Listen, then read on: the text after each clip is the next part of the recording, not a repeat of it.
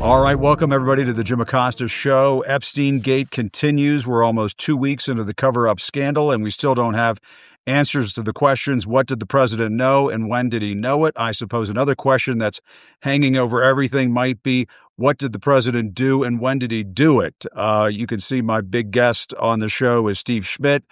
Steve, great to see you. We haven't had a chance to talk since this Epstein Gates thing just blew up. Your thoughts on this? I mean, today, Caroline Leavitt, the White House press secretary, who's always in over her head, she was able to basically get the message out today that they're shooting down the idea of a special prosecutor in the case.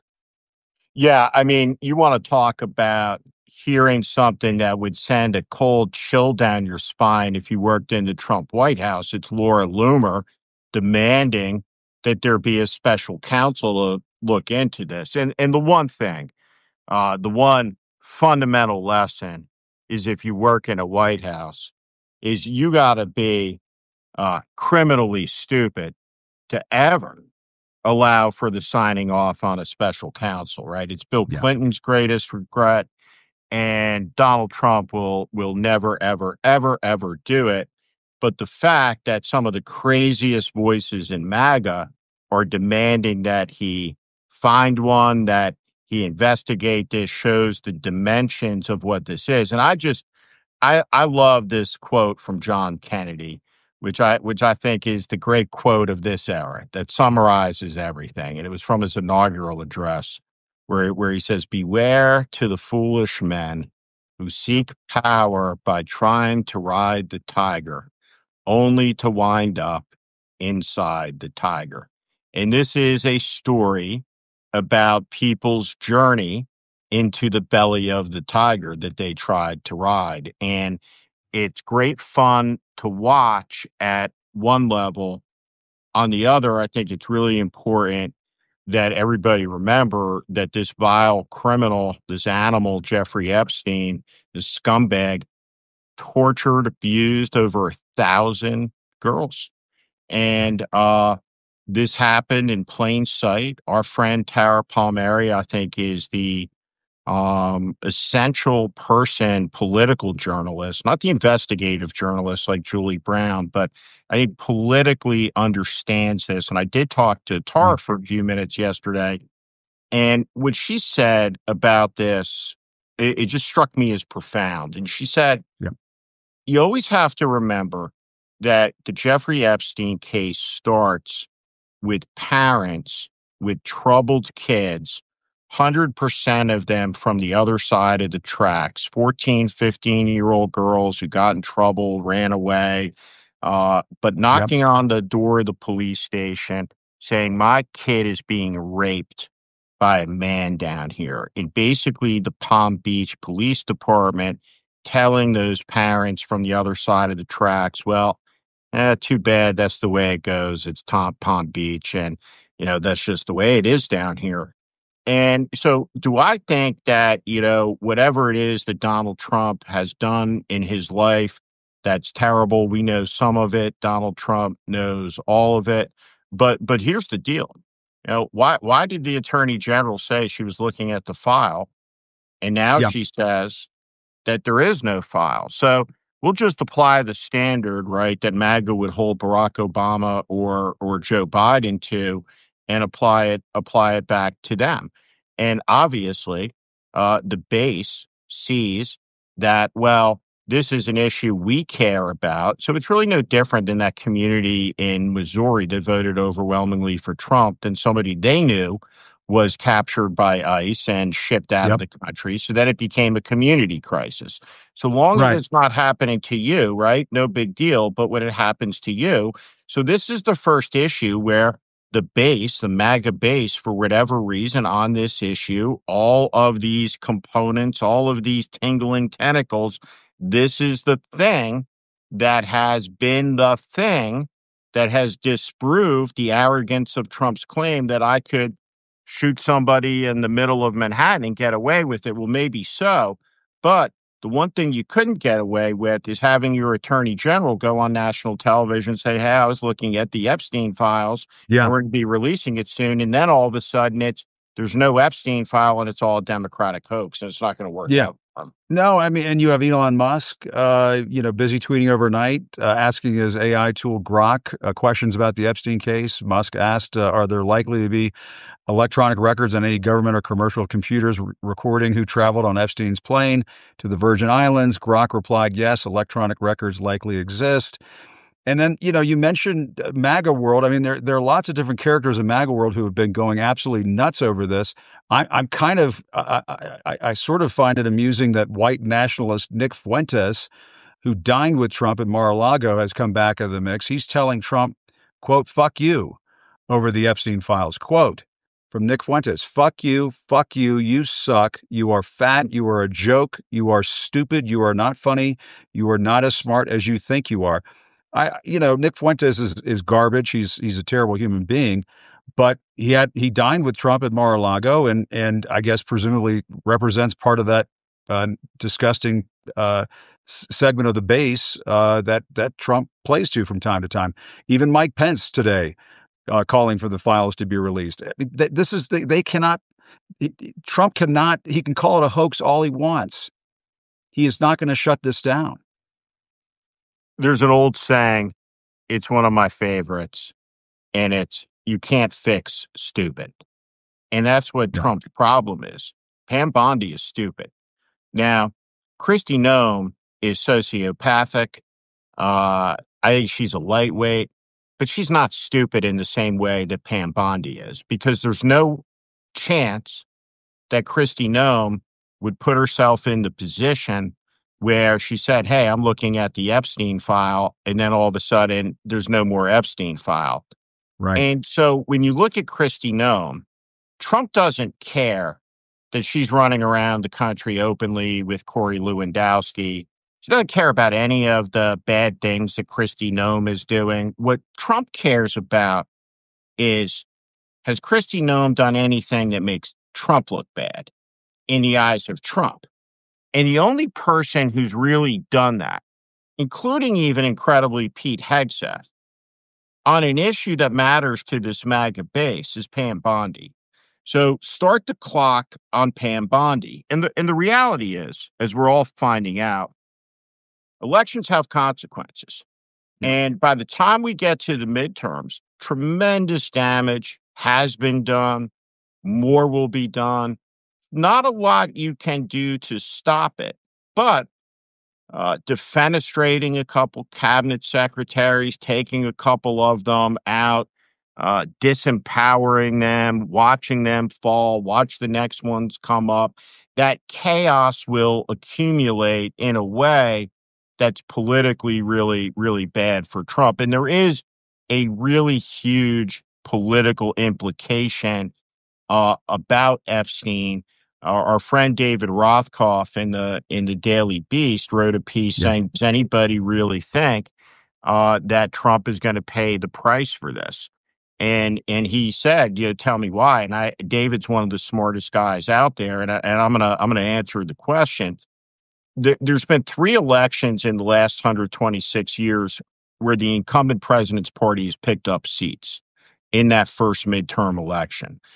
And the consequence for Trump on the Epstein file is that it's going to disengage his base on its craziest edges, and that's going to depress turnout in a season where Democratic turnout surges, and that creates the conditions for cataclysm politically for Republicans. And then there's a worse aspect to it, which is Elon Musk. And I think that in all of the coverage about Musk and the third party, there's a lot of analysis that's missing the mark, right? So there's 2 things. Yeah. The first is that party is going to be a right-wing extremist party. It'll be an American version of the AfD. And so the Nick Fuenteses of the world will have a place to go and call home. Yeah. So they will not be exiled for long. And the second thing is Musk has an endless supply of money. And there's a lot of people who want to make money working in politics. And so they'll go do all of the things that Musk wants them to do to wage political war against MAGA. And so there's a market. And where there's a market, there's opportunity. And where there's opportunity, you're going to find the people in politics to seize it. So Trump has a lot of things going on right now that are bad for him, including collapsing poll numbers, a threat of somebody with a $300 million track record of spending for him that's now his arch enemy and wants to destroy him, who Yeah. says that, well, I'm going to do that. And so as we watch all of this fall out, I'm not ready to say this is Trump's Waterloo, but Yeah. this is a disastrous political event that's going to metastasize for him. No, there's no question about it, and it just gets worse every day. I mean, it sort of feels like we've got the summer scandal of 2025, and the brazenness of what looks like to be elements of the cover up. I mean, in other Epstein news, one of the federal prosecutors in the case against the convicted pedophile, Maureen Comey, daughter of the former FBI director James Comey, was fired by the Justice Department. Multiple news outlets, including Politico, obtained her letter to her former colleagues, and she says if a career prosecutor can be fired without reason, fear may seep into the decisions of those who remain. Do not let that happen. Fear is the tool of the tyrant, wielded to suppress independent thought. Instead of fear, let this moment fuel the fire that already burns at the heart of this place, a fire of righteous indignation at abuses of power, of commitment to seek justice for victims, of dedication to truth above all else. I mean, that's strong stuff. And it says to me that there are still some very dedicated people inside this Trump Justice Department. They're being rooted out just about every day. But I mean, for them to target Maureen Comey, I thought, it's almost giving away the game here. Look, I think that as you see the panic increase, the Yeah, actions will become more rash and the abuses of power will become more acute. Now, you and I know that what's going on is an unprecedented abuse of power because we're paying attention to it, but everybody hasn't in the country felt it yet.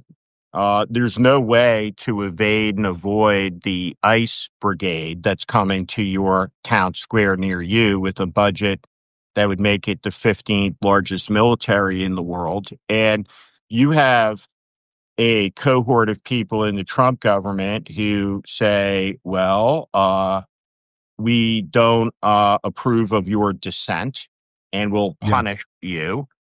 We will use our power and the full weight of government to destroy your life if we don't like what you do, what you say, what you think, what you feel. If you're not completely in line with Trump, and I have a better idea. I think we yeah, should believe in freedom of speech and freedom of religion, and we ought to have liberty, and we ought to have the fearlessness to express ourselves. And what I think is the American people should repudiate this, yeah, right? In 2 years' time, in 4 years' time, and vote these people, all of them, out of office. And there's a lot of people in Washington who say, well, there's going to be 3 competitive Senate seats or 18 House seats. And I say to that, nonsense. I agree with you. We're in Yeah, an unprecedented moment in the history of the country. yeah, There are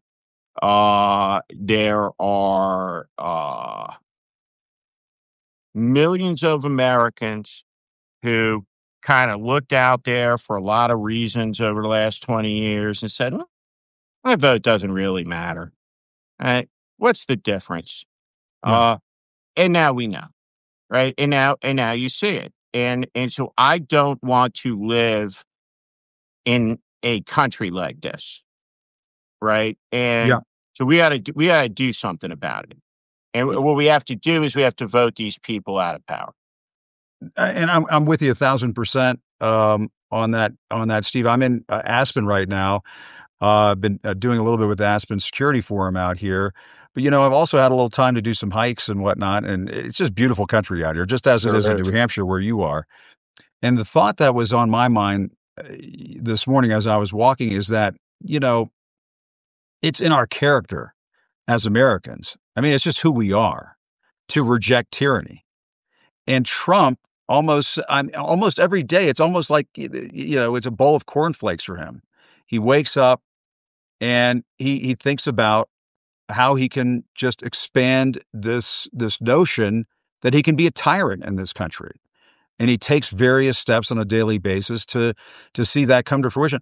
The fact that they're talking about putting Emile Beauvais, his former defense attorney, and now he's a senior Justice Department official, on the federal bench as a federal judge, which, if you listen to Jeffrey Toobin, that's essentially setting Beauvais up for a nomination to the Supreme Court.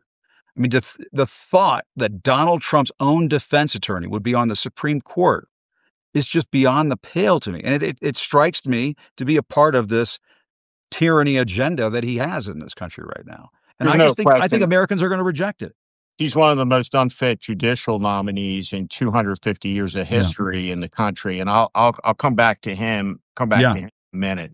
Right before we got on, we were talking about travel and some of the places you've been in Europe this summer. And I don't travel for business like I used to, but for 10 years of my life, I was flying. My lowest mileage year was 350,000 miles, and I was a global traveler. I'm a million miler on multiple airlines, and so when you travel around the world, when you get on a plane in every other country, right? They line up just like in the United States at the gate, but the difference is in the United States, when people line up at the gate, right, they swarm it. It's a jumble.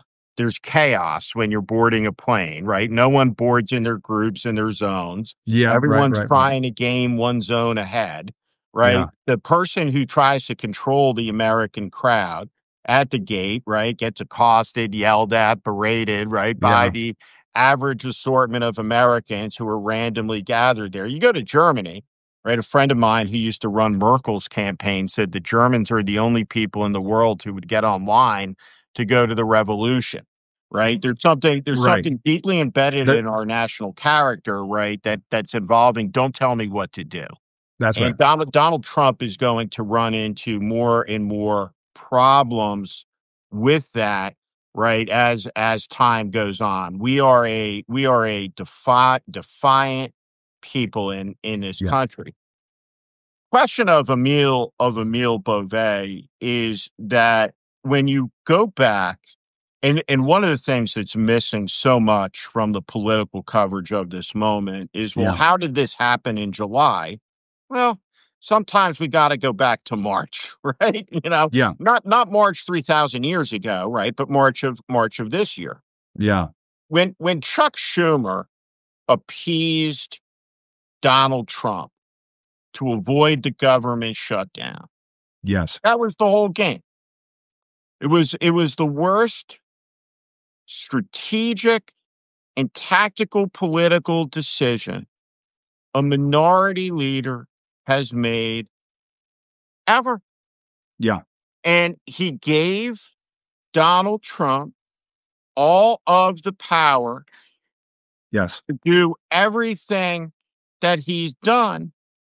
And the proposition in July, as we want to get ready to start talking about putting a check on this that the Democrats are offering, starts with very something similar to what went on with Biden, which is you're helping Trump if you say Schumer's got to go.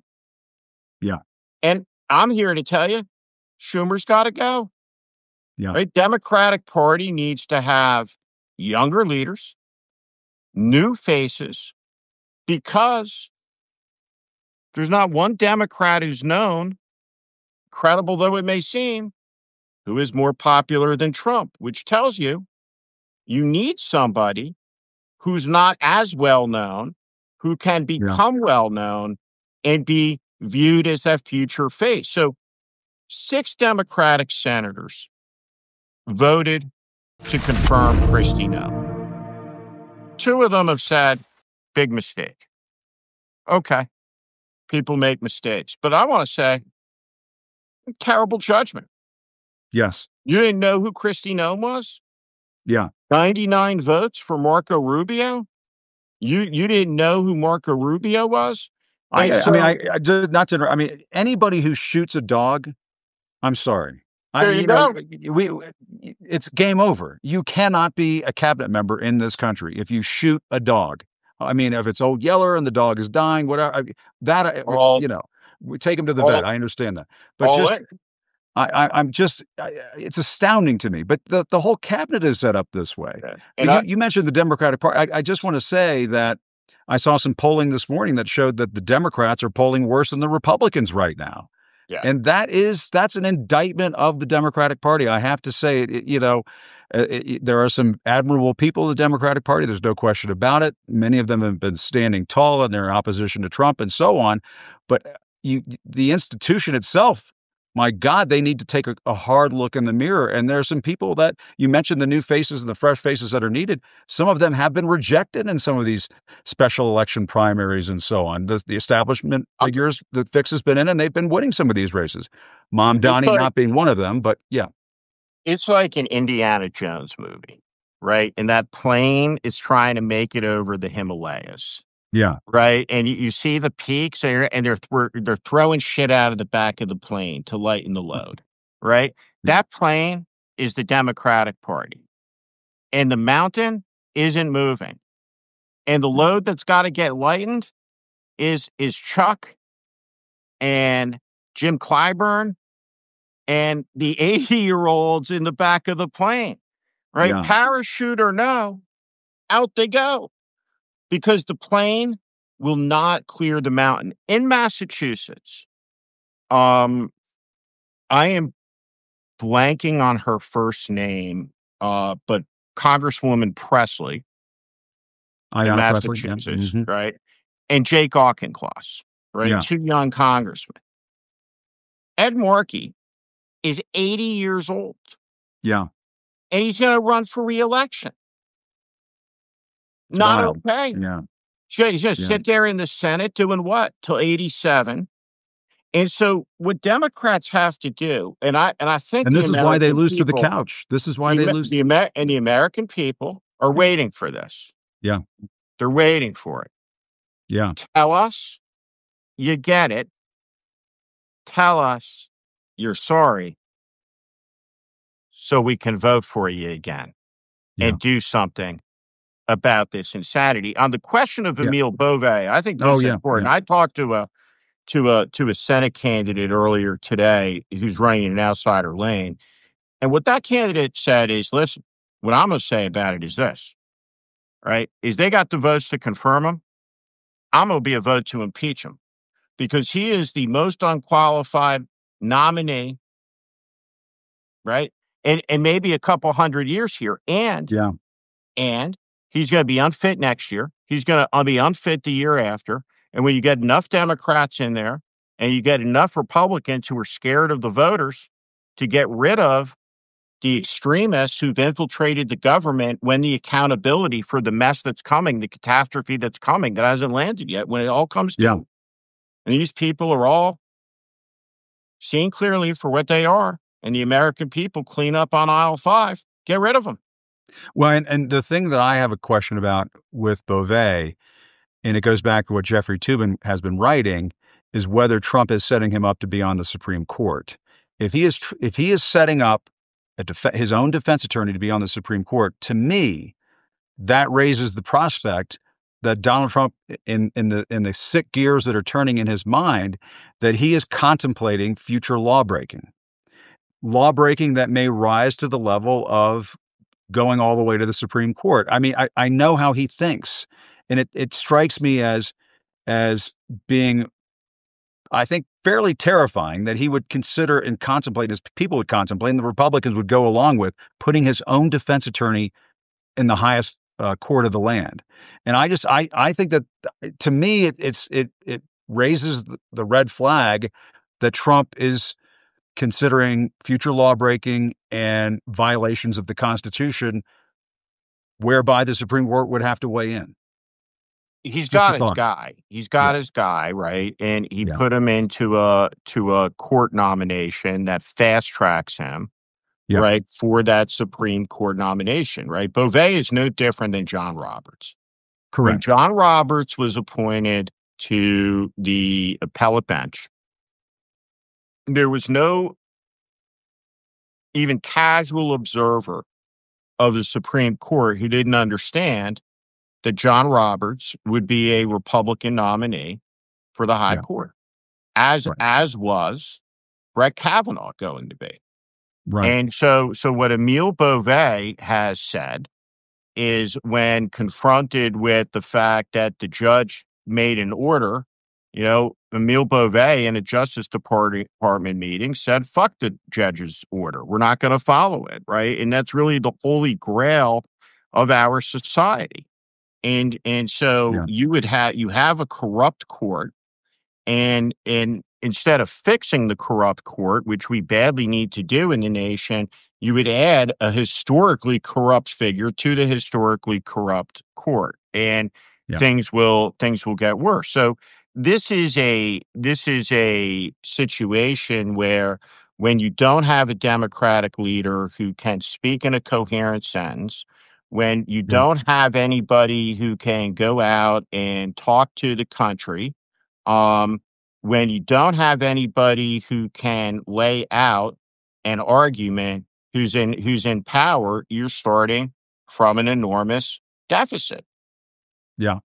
No, there's no question about it. And my other question in all of this too is, at some point I wonder if some aspect of this Epstein scandal is going to find its way to the Supreme Court. And this Supreme Court, I mean, it's been rather astounding. Um, and I'm a little shocked that Chief Justice John Roberts wants to go out like this. I mean, his legacy is essentially going to be that he was an enabler of Donald Trump. Yeah, no, no. Listen, John The Roberts called immunity me. decision and all of these things that happened. Yeah. John Roberts called me. I ran his confirmation, and he Wow. called me on the 10th anniversary of him becoming Chief Justice, and he said, "I just want to thank you, for everything you did for me, to make this happen. What an experience this has been." This was 2015. Wow. Um, and obviously, I was there for every prep session, everything else. Yeah. And 11 years later, after that call, John Roberts is the worst Chief Justice this country's had since Taney. Right? The Roberts Court is a disgrace. It'll be remembered as a disgrace. It'll be remembered as a disgrace 100 years after he's dead. And appalling. The absolute collapse of integrity, uh, rectitude. I mean, you just don't know. I mean, I Yeah. try to. I don't know what the culture's like. I just know, if I was one of the 9 people, right, on a lifetime appointment, sitting in a room with Clarence Thomas and a Samuel Alito, I Yeah. guess they'd have to bring the marshals into the room, right? Yeah. Right. Yeah. I would not have a good reaction to it Yeah. at all. Well, Steve, we got to keep these conversations going. We don't do them often enough. The other thing I did want to get into, just very briefly, and it's sort of the reason why I brought up the Nick Fuentes thing, and it is tied to this Epstein case, is whether it is possible that Trump's fingers can be pried away from the manosphere. That you have all of these impressionable young men in this country. You and I think, when I first started into this independent media thing, you and I jumped on the phone one day and we had a really long conversation about young men and how they have just been totally led astray in this country. And it manifested itself in the 2024 election. And we're starting to see some of that. I don't know, that there just seems to be some cracks in the ice under Trump's feet right now. And I just wonder, is that a positive development in all of this too? Not that we should be looking for silver linings. And I was saying with Kara Swisher yesterday, I will not say the walls are closing in on Donald Trump. We've learned this too many times. He's an escape artist. But if there's some way that we could at least see just some healthy skepticism in the manosphere, I think that would do an enormous amount of good. And correct me if I'm wrong. Maybe I'm overstating it. I don't know. But I think. Well, first off, Donald is able to escape from almost any force opposing him, except for himself. Yeah. So what he excels at is luck, right? He has luck in his opponents, right? He Yeah. has luck, right, in that he is able to um navigate his opponent's weaknesses and hypocrisies, right? And at the core, Hunter Biden just went out and said the reason that Democrats lost is because they weren't loyal to my father. That's not Yeah. the reason. The Yeah. reason Democrats lost two elections to Donald Trump is they were perceived as the less honest party with the less honest candidate running against the most prolific liar in American history. Right. Right. And so when I say that, Yeah. right, there's a couple ways to process it. You could say, oh my God, Steve Schmidt said that, let's kill him. Right, which is like the Twitter reaction, shout him Yeah. down, right? And that's kind of the standard. That's the standard fare, right? You Yeah. say, well, Zorhan Mondan doesn't look like he's going to win an election in Texas to me, right? I'm not sure this is the future face of the Democratic Party, right? No, right? The screaming, the shouting down, right? The whole Yeah. deal with that. Um, Democrats have to face this. You're the Yeah. most prolific liar and you lost an election because you were considered less honest on three core issues. And you look at young men, the most important thing for young men to get them back, right? Stop telling them if you're a Democratic politician, there's broken and there's something wrong with them and that they have a collective guilt for all the sins of the world over 20,000 years, because my Yeah. 15-year-old doesn't have a clue what any of them were talking about. They don't know what that means. Right. And the Exactly. second thing is young men, they're not going to be for the losers, right? And more every day, these MAGA people look like the giant losers we know they are. They are losers, and they're liars, and they're cons. But that counterculture element, that ethos online, right? It's juvenile, it's stupid. So of Yeah. course it I would just engages like, young men.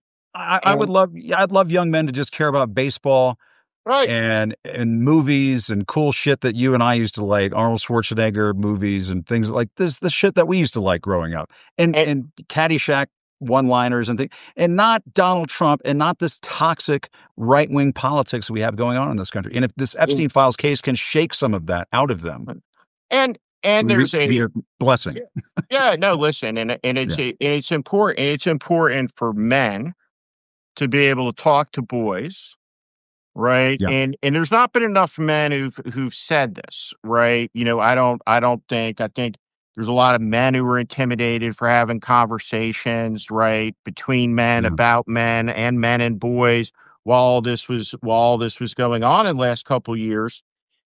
And what you want to say to a young man is that Elon Musk is a freak show, right?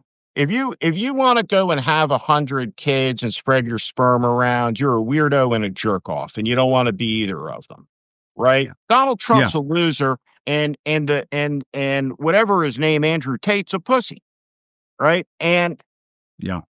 And young men, right, have to be And steeped, probably a despicable human being, it appears, ah, based on, yeah. I right? mean, just, yeah. Young men, need firm hand. Young men need discipline. Young men need to be raised in a culture of respect and dignity. And Yeah. young men need to be challenged to contribute. Young men need to understand that they need to look out for the least amongst us, and that Yeah. a man looks around to see if there's someone being picked on, what can I do to stop that? Right. Right? And there's so many different things in here where the lowest and the worst have been elevated, right, to a position. Hey, buddy, nope, we got Jim Acosta on. That's all Doesn't right. he doesn't care. Yeah. Um, he doesn't care. Tucker, what are you doing? He's saying Tucker the dog. I wonder. Tucker, I Tucker the dog, and Tucker the dog is a 13-and-a-half-year-old black lab, so he is Named done after somebody caring. else, I hope. But Well, he was before that. Tucker went totally crazy. He no connection whatsoever. there you go. No No, but Steve, connection you're absolutely whatsoever. right, and I just let's keep this conversation going because it's so spot on. It's so important. It's so right to do. And this case is about the Epstein case is about young girls, and I would like to see men to be more concerned about the victims in that case, to see that there is a life away from misogyny and just the bullshit that Donald Trump has normalized over the last several years and wrapped it up in just a hall of mirrors of lies. And I just hope that this Epstein Files case is just starting to create some tiny little cracks with that manosphere. But Steve, as always, great to talk to you, man. Good We to don't talk do to this you. enough. Good to see you, Jim. All right. Say hi to Tucker. Take care. Yeah. All right. Bye-bye.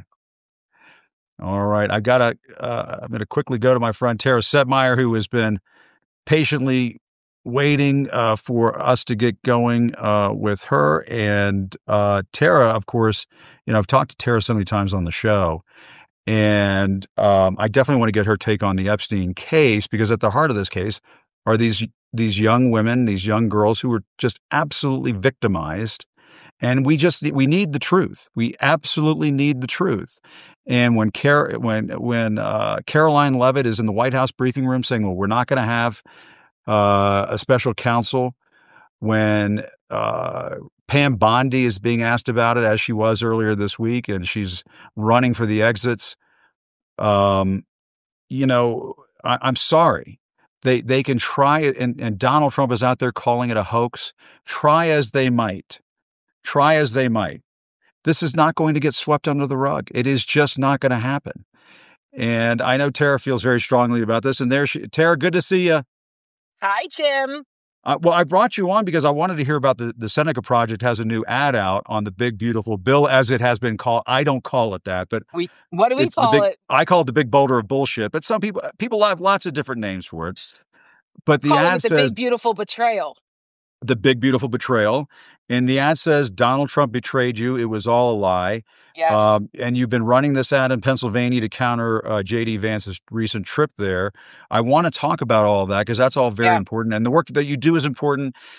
But I want to get back to talk about the Epstein Files for just a moment, because you and I have not, I don't think, had a chance on this show to talk about this case.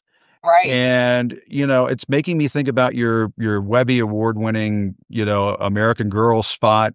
It's about the girls. And, at the heart of this case, it's about the girls. Yes. And they need justice. My God, they need justice. And here we have Donald Trump and people like Pam Bondi and Caroline Leavitt trying to sweep it under the rug. It's just not going to happen. Interesting. And the level of hypocrisy and the level of gaslighting is really beyond. And it's interesting to watch this. I mean, for us at Seneca, during the election last year, we put out an ad and we re-released it recently. It was called Protector last year, as kind of a sarcastic thing when Donald Trump said he was going to be a protector of women and how women would be, wonderful under me. And we were like, are you fucking kidding me? You? We're like, I'm sorry, this guy? So we put a compilation together, a very powerful 1.5-minute compilation of all of the disgusting things that Donald Trump, well, not all, I mean, we could be there for 10 minutes, but a pretty poignant compilation of things that Donald Trump has said and people he's hung around with, including Jeffrey Epstein, that have been against women and younger girls. I mean, people forget that Donald Trump made a comment about a 10-year-old girl going up an escalator saying, I'll be dating her in a couple of years. He's just been a gross perv for a lot of his adult life here, and it's well documented, but people just swept that all under the rug. Nobody gave a shit. I mean, he bragged about walking into the dressing room of Miss Teen USA. Remember that? Right. Where he was I'm the owner. It's an extensive low-light reel. There's no question about it. Yeah. Exactly. So we re-released it this time because of the Epstein stuff bubbling back up again, and we call it Predator. Because whether Donald Trump wants to admit it or not, it is well documented that Donald Trump and Jeffrey Epstein were BFFs for a very long time. Yes. I mean, a very long time. There's some question about whether Epstein introduced him to Melania. I mean, that their relationship is so entangled for a long time. And for Trump to try to coffee boy Epstein now, I don't know the guy. Oh, he's a creep. He's a creep. Or what did he say yesterday? Doesn't matter much in terms of life.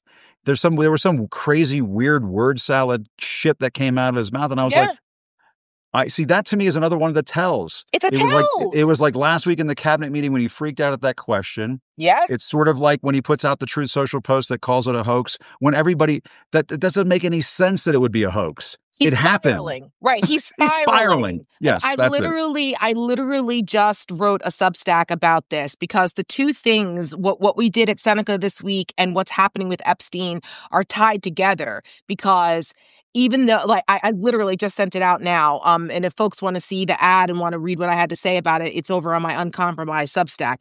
But like, the thing about it is that Donald Trump literally, when he starts to freak out, you know that he's guilty because he starts like saying things because he changed his story 4 or 5 times in a matter of like 3 days because the bullshit wasn't working. The excuses and the bullshit wasn't working. And his base was like, wait a minute, there were files. Now there's not files, but what they said that they were on their desk. But so now it's a Democratic hoax. So it's Comey and Obama's fault because Trump knows that if God forbid somebody decides that they're mad enough and they leak it, and he's in there, because remember, this all kind of started to unravel when what happened? Elon Musk said, when Elon Musk put it out there. You're in the files, buddy. You're in the files. Boom. And he was stoking it overnight. There are folks who maybe weren't tuned at the top of the hour, but Elon Musk was tweeting overnight and going back and forth with his AI tool Grok, which, I mean, Grok is a oh my God. The barrel Nazi, full of monkeys the as Nazi it is. AI bot. Yeah, I mean, it's just a dumpster full of white nationalist trash, it seems. But it does seem to have the ability to spit out AI-driven answers. And he was asked, Elon Musk was asking about the electronic records on the flights and who was traveling on the plane. And Grok was replying, yes, the records exist. And I feel like I'm watching a movie, just thinking about all of this stuff. It's just, the base has gone bananas. It's like the Real Housewives of Mar-a-Lago. It really is. It really is. So, but let's talk about the big boulder of bullshit and how costly is this going to be? Because I'm seeing, I was seeing some polling this morning that shows that, approval for Democrats is actually worse than Republicans. I mean, the Democrats have a long ladder to climb. Yeah. So the polling from CNN, is that the polling you're talking about? I think that's what it was. Yeah. So there was CNN polling this morning, which was pretty interesting. There was some good news and there was some bad news for Democrats. But I think there was more good news than bad news in that it could be a wake-up call. There's more of an opportunity for Democrats to recalibrate. I mean, we've said this many, many times, but like this should be more evidence of like, there is a huge opportunity here for you people to take advantage of Trump being underwater on a lot of things. He's underwater on immigration, which is the first time in a long time. That's always been his strongest issue. That's right. But, maybe the American people don't like a Gestapo snatching people off the streets and kidnapping them into concentration camps named Alligator Alcatraz or, and how many American citizens, like more stories coming out about that, which should be highlighted every day of American citizens being unjustly snatched and not getting their due process. And people forget that whether you're here legally or not, if you're on American soil, you are entitled to due process. That's the Constitution. So that kind of the imagery of tanks in the streets, active duty military, Gestapo-style tactics, militarized federal law enforcement on the streets of the United States, and like tear gassing migrant workers in California, the American people are actually going, wait a minute. The migrant workers in California, they're not the rapists and the gang members that you said were going to get swept up here. Wait a minute, my landscaper and our housekeepers and kids being snatched from schools and mothers being torn from their kids when they're picking them up from school. Wait a minute, that's not what you said you were going to do. And thankfully, the American people have a conscience, unlike Stephen Miller and Donald Trump and the rest of those ghouls that are perpetrating this, Mushmouth Tom Homan. Like, people are going, we're not comfortable with this. Yeah. So I think that's contributed to that issue and why that's underwater. But the bill, this budget bill, this is a disaster for Republicans, and Democrats have an opportunity to make them explain what is beautiful about taking the food out of the mouths of hungry children, kicking grandma out of her, or your mom out of her nursing home, taking 17 million people off of snatching their health care away from them, losing that, and using all of this to further militarize the Gestapo, that is ICE, all to give billionaires a tax break. There's nothing beautiful about it. There's an opportunity to turn this around and put the Republicans on defense. That's what we do at Seneca Project. That's what we've been preaching. I've been preaching this for people who watch me on TV and follow us. I've been trying to tell the Democrats how to do this as a former Republican killer messenger who beat the hell out of Democrats and candidates all the time in campaigns. We know how to do this. So I'm telling you how to take their same tactics and turn it around, but you actually have good policy and the truth on your side, and put the damn Republicans on defense on this. And this is how you do it. And the question is, do Democrats pull that off? Do they have the people in place to do that successfully? Or do they lose to the couch like they did in 2024? Not J.D. Vance's couch. That's a different type of couch situation. No. Not that couch? Definitely not that couch. Okay. Just making sure. Listen. Salvation Army's picking up that couch later tonight. You know? I mean, maybe not. There needs to be a disclaimer. Where did this couch come from? Anyway. Well, that's true. Look, that poll also said that 57% of the American people think it's bad for the country if the White House and Congress are controlled by Republicans.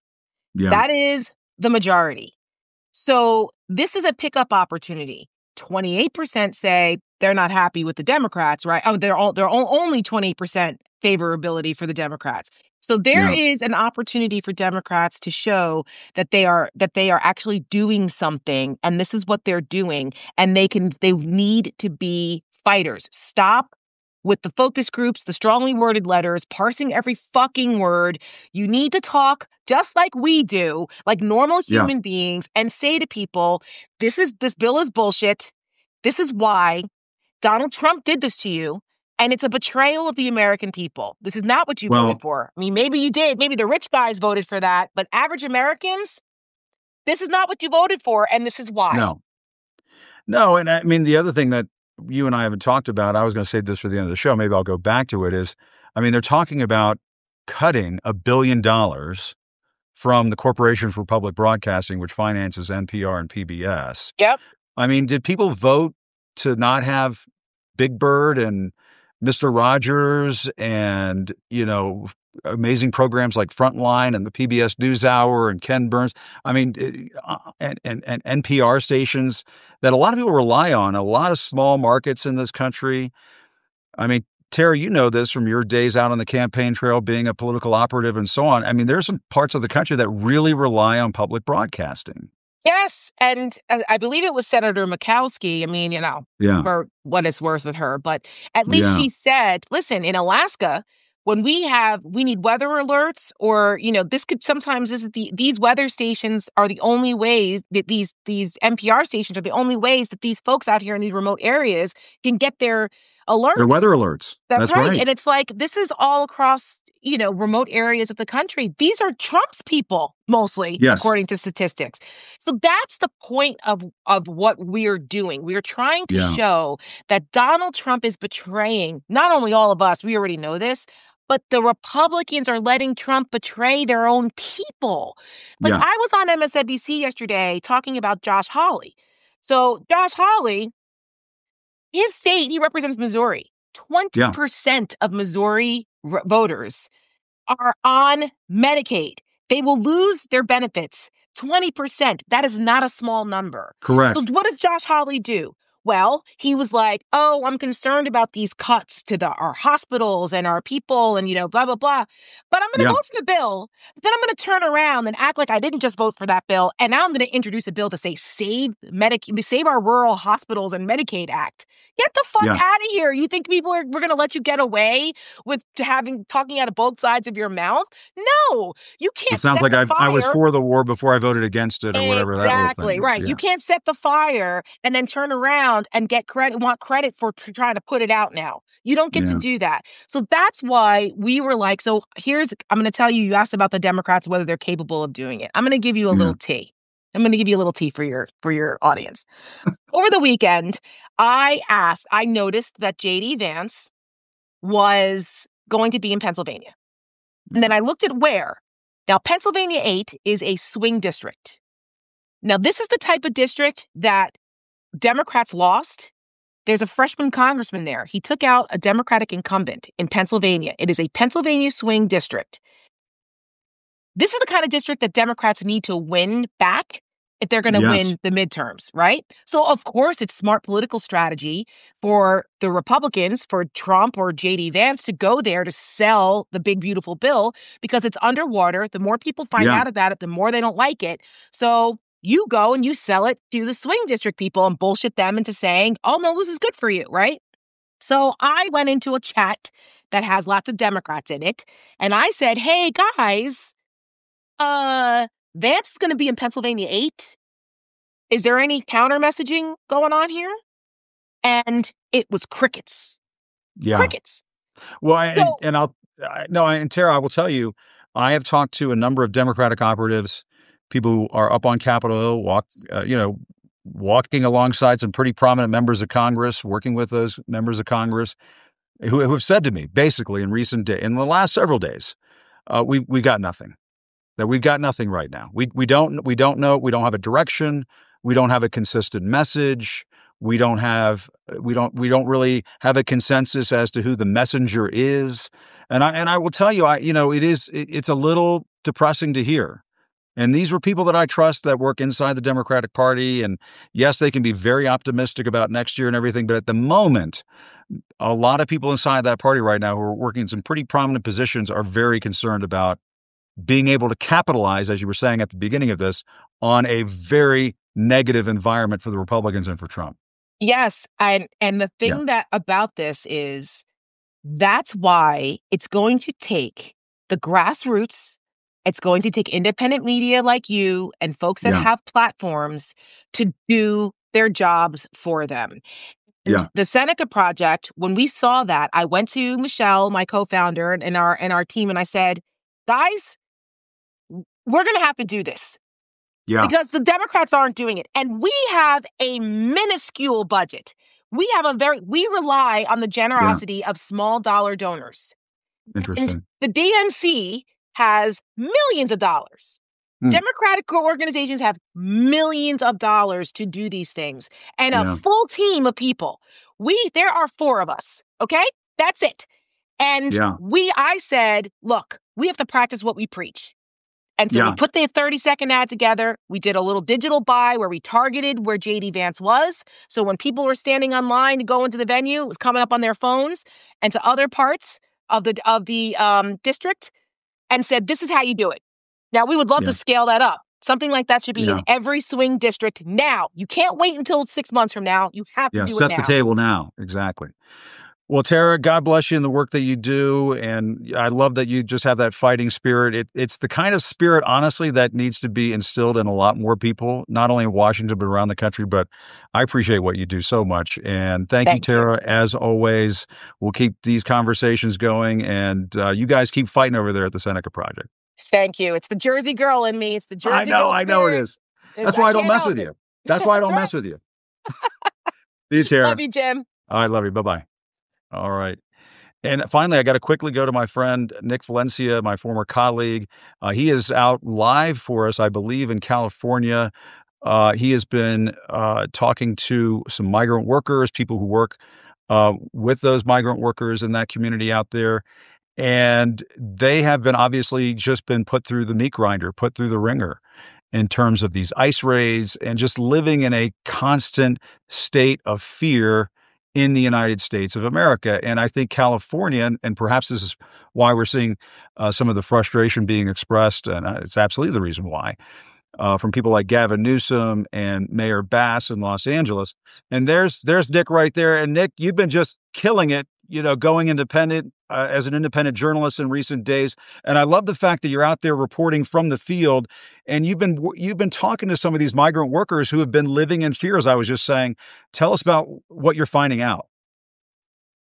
I'm following your lead, but thank you for the flowers, man. I'm out here in Delano, California. This is Central Valley. And for a lot of you guys that are familiar with this part of California, it's Trump country. And I was shocked to find out what I've learned. This is the birthplace of the UFW movement. Cesar Chavez was here on his 5-year-long protest boycott against these very farmers here. And there's no mural for him here. There's no street named after him. They've got a high school here, but it's almost as though his legacy, Jim, is just sort of being wiped away. And even talking to these people here, I was just talking to the foreman. They don't want to go on camera here. You see some of them picking the grapes that are going to end up on your table this summer for those pool parties. And the foreman here is saying, I'm not sure that Cesar Chavez did that much. We get paid $16.50 an hour. And to me, that is not just. It's 95 degrees out here right now, approaching 5 o'clock Eastern, 2 o'clock local. They stop allegedly around 105 degrees when it hits that. You see this is the porta potties, how they keep clean. But this is the height of picking season. These are the grapes that are going to end up, as I mentioned, at your pool parties. And I've spent the day with these field workers, and what they tell me has really shocked me. They're confused that the president has been putting a target on their back. They call it a purge. And they say to me, Jim, under different circumstances, that they might actually support the president. That was shocking to me to hear. But as they explained it, a lot of it has to do with their religion, their stance on homosexuality. And for them, in another circumstance or, basically in another situation, another world, they would be voting for Trump. They're conservatives here around here in this area. This really is sort of a bubble of generational Mexicans, people that have spent their time in the fields. And the people tell me here, they don't want you to feel sorry for them. This is sort of their everyday life and what they do. The kids, even on the high school football team, I spent some time yesterday with them. The student athletes, they're not doing 2-day summer football practices because they're out here at 6 a.m. till 3 p.m. working in the fields and then going to practice their summer football. And they're pretty good here. They're juggling, what is basically a grown man's schedule, working 8 hours, 9 hours in the hot pouring sun, and then going to be, student athletes. And they're regional team. They're winning regional championships. The conservative part here, though, just to get back to it, it really is sort of a bubble. If you get pulled over here as a Latino, you're probably going to get pulled over by a Mexican cop. You get fired here, you're probably going to get fired by a Mexican employer. The foreman here, she's Latina. She is has her hands full right now. There is so much fear, obviously, for them. They think they're next. They don't believe the president when he says he's going to keep his hands off these farm workers. And for them, it's fear. And just let me give you some anecdotes here. I was talking to a man named Guadalupe earlier this morning. He's been in the fields for 30 years. He's undocumented. He says he doesn't understand it. He doesn't know the land that they would potentially send him back to if he was deported. He's made his life here. He's committed himself here. And this is where he has built his American dream.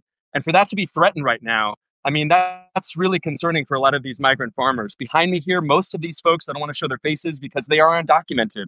I was talking to the foreman, asking her, what sort of plan do you have in place if those ICE raids come here? And you can see here, this is sort of the private property line, that cone right here. I'm on the county property. And so she says, let's say you were with ICE, a federal agent. We would stop you here. We would ask you for a warrant. And that would give enough time for some of these workers to get to safety. What we've seen in Los Angeles, what I've been reporting on, is warrantless raids. I have to put alleged in front of my reporting or suspected in front of my reporting because some of these federal agents aren't identifying them as such, themselves as such.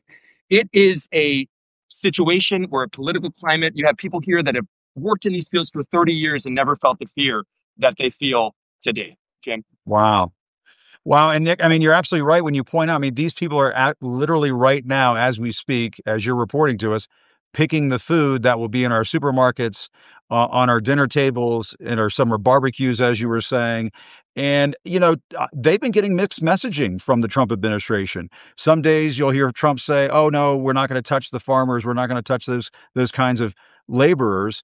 And then the Trump administration will say, oh, well, we're not so sure about that. And there are elements of MAGA who are saying they're not so sure about that. So it's a giant mess in terms of if you're on the ground doing the work, trying to sort out, well, what the policy is going to be. Do I need to live in fear or not?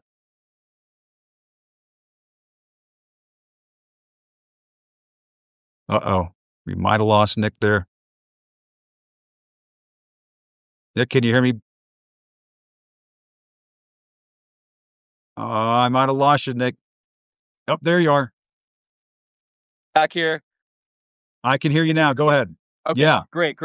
It's an issue out here for people that they don't believe the president when he says there's going to lay his hands off the farmers. Part of what they're concerned about is what they've seen happen 2 hours south of them in Santa Barbara County and Ventura County. We saw a marijuana farm be raided there. They did allegedly have a warrant when they conducted that operation. There have been tons of operations, though, where they've showed up without warrants. And even when they've caused so much chaos in this approach to immigration that even their good faith efforts are being met by the community with suspicion.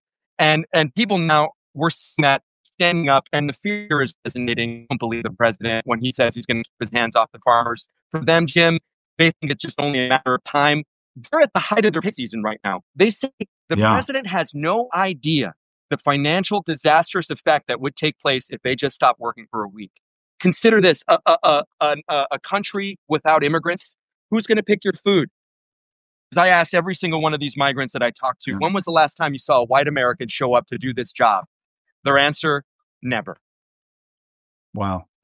And that's the truth. And we heard the agriculture secretary just the other day say, oh, well, there are plenty of able-bodied people on Medicaid. Maybe they can go out and do this type of work. It's just not going to happen. That is a line of BS that was offered up by that secretary the other day. But Nick Valencia, as always, great reporting from the field. Thank you so much for doing it. We appreciate it. And I know it's 95 degrees, so we'll let you get back and get cool inside the car, I hope. But thanks for what you do. Man, love you, man. Take care. All right, you too. Everybody follow Nick on all the socials, including here at Substack. Become a subscriber of Nick and his work. And that's going to do it for me on this edition of the Jim Acosta Show. I will say, one of the more undercovered stories, if it wasn't just a fire hose of bullshit in our face every day, a story about $1 billion being cut out of the budgets of PBS and NPR would be a much bigger story in this country right now. What we are witnessing in this country, and we're seeing it in real time. And so because there are so many other stories out there like the Epstein files, we don't focus in on what is happening right before our eyes, right under our nose. And that is Donald Trump is, as we speak, dismantling the news and information system that we've had in place in this country for the last 75 years, probably since the end of World War II. And where you had the three networks, where you had PBS stations, where you had major newspapers that could report the news the way they saw fit. Instead, today you have corporate media outlets, the major networks that are running in fear of Donald Trump and the pressure that he's putting on those businesses. You're seeing major newspapers like the Washington Post being owned by people like Jeff Bezos, who is obviously putting his ideological agenda ahead of the work of a newspaper, the work of a major market newspaper. And now you have the Republicans in Congress going along with Donald Trump, taking a meat axe to NPR and PBS. And what the end result is in all of this, folks, is just less good quality information getting to you, the American people. And that's why we're going to continue to do what we do here on Substack and on independent media and on places like YouTube and on podcasts that you can pick up on Apple and so on. Folks like us are going to continue to do the work. Independent media is going to continue to boom in this country because of the Trump effect, because of the way he's gone after places like PBS and NPR, and because there are people like Jeff Bezos owning the Washington Post, and because of the ridiculous Trump lawsuits aimed at places like CBS and ABC. But make no mistake, what you are witnessing in real time, you are witnessing the dismantling of what has kept this country in good stead since the end of World War II, and that is a reliable information system, news and information system in this country. And as Tara was saying just a few moments ago, you have people in far-flung places of the United States that rely on NPR stations for weather alerts. My God, what is going to happen to those communities when some of these stations quite possibly go under because of these budget cuts? And so I'm a longtime broadcaster and news guy. I've got to stick up for my friends over at PBS. I was raised on PBS, raised on Mr. Rogers, raised on The Electric Company, raised on Sesame Street, raised on all those great shows, The Amazing Spider-Man and everything else that I just loved growing up watching PBS. We didn't have enough money to have cable TV when I was growing up. And so PBS had more options for me to watch because of that. And, it just breaks my heart to see what's happening out there. And what's being done to the wonderful people in public broadcasting. It should be a much bigger force in this country. Disinformation.